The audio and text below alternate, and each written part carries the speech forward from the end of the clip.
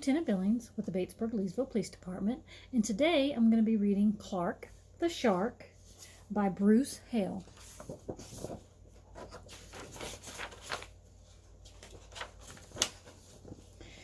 In all the wild blue seas, in all the wild blue world, the top school for fish was Theodore Roosterfish Elementary. And of all the fish at Theodore Roosterfish, the biggest and the strongest was Clark the Shark.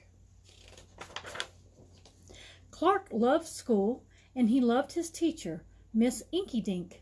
He loved to play upsy-downsy and spin-a-ma-jig with his friends. Clark loved his life. There's Clark. School is awesome, shouted Clark the Shark. Less shouting, more reading, said Miss Inkydink. Lunchtime is sweet, yelled Clark the Shark. Munch your own lunch, said his best friend, Joey Mackerel. Recess rocks, bellowed Clark the Shark. You are playing rough, Clark, cried the other kids. Yes, Clark loved his life. He loved everything way too much. He was too loud. He was too wild. He was just too much shark for the other fish to handle. After a while, no one would play with Clark. No one ate lunch with him. No one sat with him at circle time. Even his best friend, Joey Mackerel, said, "Cool your jets, Clark. You're making me crazy." One day, Clark asked Miss Inkydink, "What's wrong with everyone?" Miss Inkydink patted his fin. "Clark, sometimes you play too hard. You munch too hard. And gosh, you even help too hard." "But life is so exciting," said Clark. "There's a time and place for everything," said Miss Inkydink. "And sometimes the rule is stay cool." At recess, Clark tried to stay cool, but he pushed the swing with too much zing. "Sorry," said Clark, "I forgot."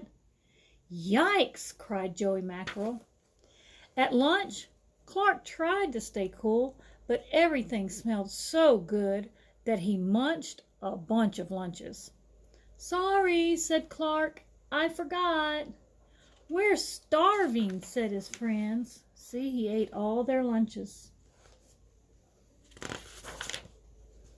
In class, Clark tried to stay cool, but a good book got him all shook up.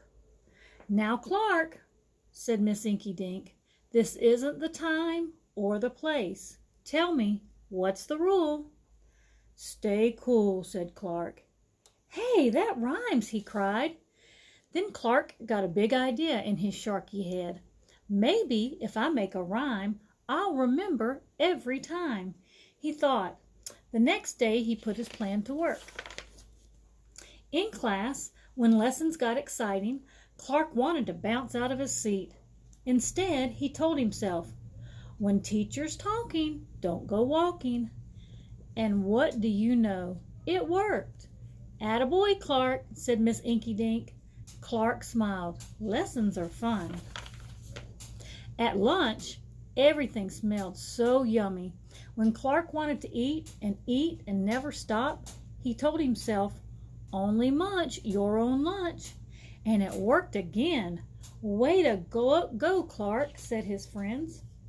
Clark grinned. Lunch is fun. At playtime, Clark told himself, "Easy does it, that's the way.